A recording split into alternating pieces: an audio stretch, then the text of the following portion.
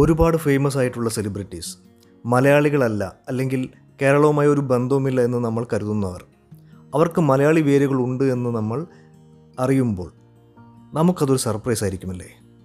അങ്ങനെയുള്ള കുറേ പേരുണ്ട്. അതിൽ കുറച്ചു പേരെക്കുറിച്ചാണ് ഈ വീഡിയോയിൽ പറയുന്നത്. ശങ്കർ മഹാദേവൻ. ഇന്ത്യൻ സംഗീത ലോകത്തെ എണ്ണം പറഞ്ഞ ഗായകരിൽ ഒരാളായ ശങ്കർ മഹാദേവൻ ജനിച്ചതും വളർന്നതും മുംബൈയിലാണെങ്കിലും അദ്ദേഹത്തിൻ്റെ കുടുംബപേര് പാലക്കാട്ടാണ്. ഹരിഹരൻ.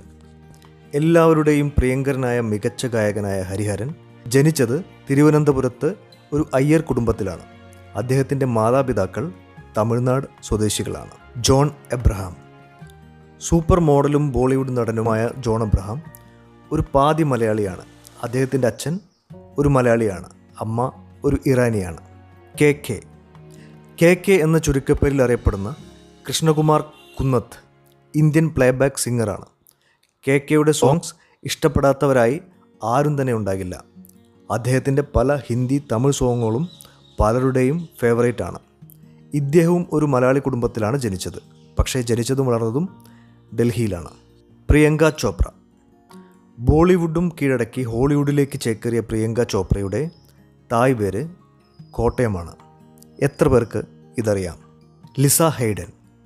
പേര് കേൾക്കുമ്പോഴും കാണുമ്പോഴും ഹോളിവുഡ് ആക്ട്രസിനെ പോലെ തോന്നുമെങ്കിലും ലിസ ഹെയ്ഡൻ ഒരു പാതി മലയാളിയാണ്.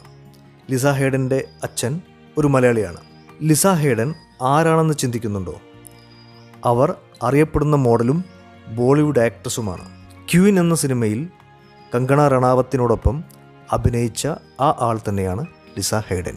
ഇങ്ങനെ ഒരുപാട് പേരുണ്ട്, വിദ്യാ ബാലൻ തുടങ്ങിയവർ. അത് വേറൊരു വീഡിയോയിൽ പറയുന്നതായിരിക്കും. വീഡിയോ ഇഷ്ടപ്പെട്ടുവെങ്കിൽ please like, share and subscribe. Thank U.